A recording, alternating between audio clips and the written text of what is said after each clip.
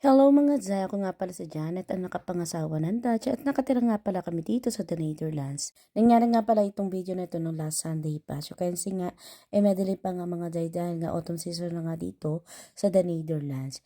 Siyempre, pagkapasok nga natin ng building mga Zay ay magpapalit nga tayo agad. Ito pang malakasan nating apron. So para hindi magtalaksik yung mga chemical na gagamitin ko.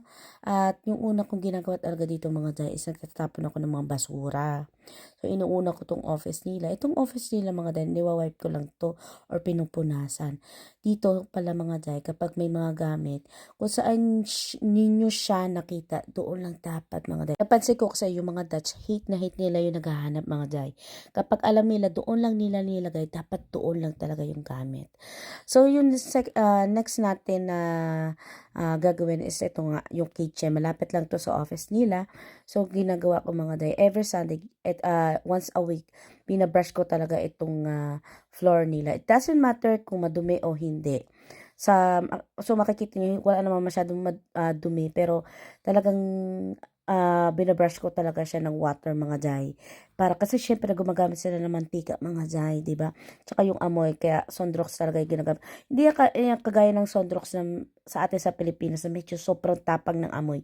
Ito medyo mabango-bango. So gustong gusto nila yung amoy mga jay. So yeah, binabrush ko siya, tapos winiwawide ko para syempre hindi tayo mahirapan mga jay. So, after nga ng mga Zay, dahil tapos na tayo, syempre, hindi ko na pinakita yung ibang video kasi inabot ako dyan ng 4 na oras. So, eto, bago tayo umalis mga Zay, talagang nililigpit ko yung mga pinagamitan ko, binabalik ko yung mga pinagamitan ko. Hindi ako tulad ng isang nilang tagalinis mga Zay na wala, hindi nila nililinis talaga. Kaya minsan nainis talaga ako sa kanila mga Zay. So, hindi ko alam bakit ganun sila mga Zay. Siguro ganun na yung nakaugalian nila. Pero ako bago ako talaga ako umalis mga Zay, I make it sure na minap ko itong kung saan ko kinukuha yung mga map, yung mga gagamitin ko, yun mga Jai. And organized talaga ako. So, yun lang mga Jai.